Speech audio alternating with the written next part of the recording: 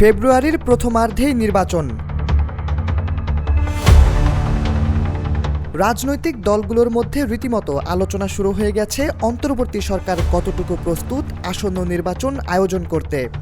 সংবাদ মাধ্যমগুলোতে এখন শীর্ষে নির্বাচন ইস্যু, পিছিয়ে নেই সামাজিক মাধ্যমগুলো। কারো কারো শঙ্কা সুষ্ঠু হবে কিনা নির্বাচন, এই যখন অবস্থা তখন অনেকটা সঠিক সময়ে নির্বাচনের গ্যারান্টি দিয়েছেন গণ অধিকার পরিষদের সাধারণ সম্পাদক রাশিদ খান বলেছেন, শতভাগ গ্যারান্টি দিয়ে বলছি প্রধান উপদেষ্টার ঘোষিত সময়ে নির্বাচন হবে। তিনি আরও যোগ করেন, মাঝে অনেকে জটিলতা বা ১-১১ আনার চেষ্টা করবেন, মানে আমি যেহেতু ক্ষমতায় যাওয়ার সক্ষমতা অর্জন করতে পারিনি, সুতরাং অন্য কাউকে ক্ষমতায় যেতে না দিয়ে প্রয়োজনে হট্টগোল তৈরি করে ১-১১ সৃষ্টি করব।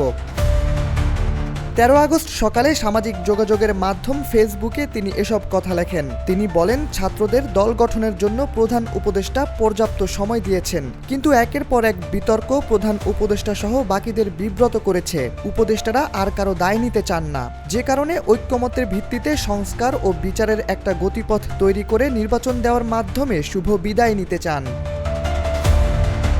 এক্সট্রিম মশার কয়েল প্ল্যান্ট ফাইবার দিয়ে তৈরি, ডেঙ্গু চিকুনগুনিয়া বাহি সহ যে কোনো মশার বিরুদ্ধে দেয় এক্সট্রিম সুরক্ষা। রাশিদ খানের এমন বক্তব্যের আগে অবশ্য সামাজিক যোগাযোগের মাধ্যমে শোনা গিয়েছিল ভিন্ন কথা। ফেব্রুয়ারিতে নির্বাচন হবে না বলে মন্তব্য করেছিলেন এনসিপির মুখ্য সমন্বয়ক নাসির উদ্দিন পাটোয়ারি। তিনি বলেছিলেন, যদি ফেব্রুয়ারিতে নির্বাচন হয়, আমার যে ভাইয়েরা শহীদ হয়েছিল, রক্ত দিয়েছিল সংস্কারের জন্য, তাদের কবরে গিয়ে তার লাশটা ফেরত দিতে হবে এই সরকারকে।